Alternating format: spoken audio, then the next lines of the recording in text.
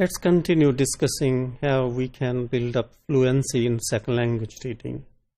In the previous module, we looked at how teachers can work as role models and through role modeling, they can develop or build up fluency in second language reading.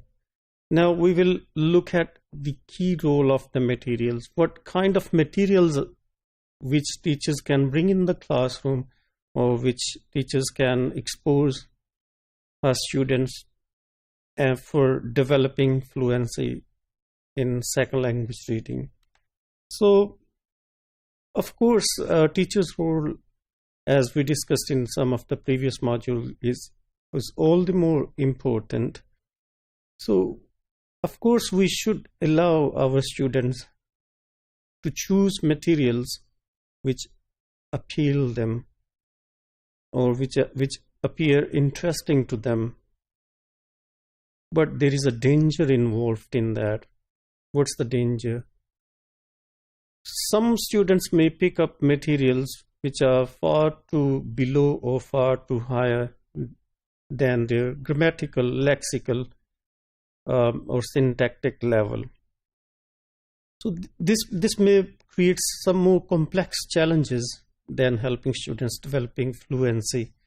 So what's important in this regard is that teachers can bring in materials in the shape of graded readers. We've got graded readers published by Oxford Book Series, which are written in levels and published in levels. Level 1, for example, contains 500 head words, and level 2 contains 600 head words. Level 3 contains 700 head words. So graded readers revolve around different themes, different writings. It could be about fiction, non-fiction, or travel writing, and there could be complex themes or simple themes, but they are designed in such a way as keeping in view the level of the readers.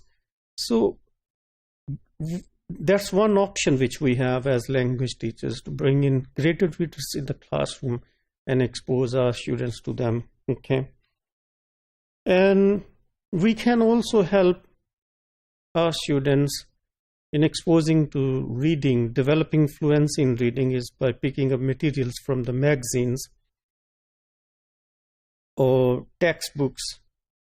But there is, there is a lot of research going on the role of the authentic materials for reading. By authentic materials mean the materials written by native speakers, and these are meant to be used for language teaching in the classroom. So there is a caution. Day gives a cautious remark, which is some authentic material may be a wolf in sheep's clothing, which means they might be too complex or too higher than the current grammatical or lexical levels of the students. If they are too high, there is a danger that the students may fall back to translation, or they might be involved in decoding, or they might be, prone to make the use of some other strategies which may not be conducive or appropriate for developing fluency in second language reading. So, apart from teachers' role, providing plenty of materials is another important step towards developing fluency in second language reading.